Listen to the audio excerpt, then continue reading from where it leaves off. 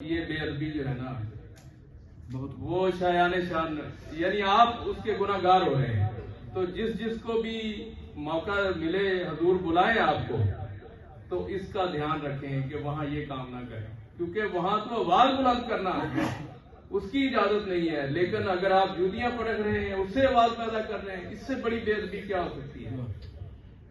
जो मोहब्बत रसूल है उसका एक पहलू है कि वो हमें जोड़ती है।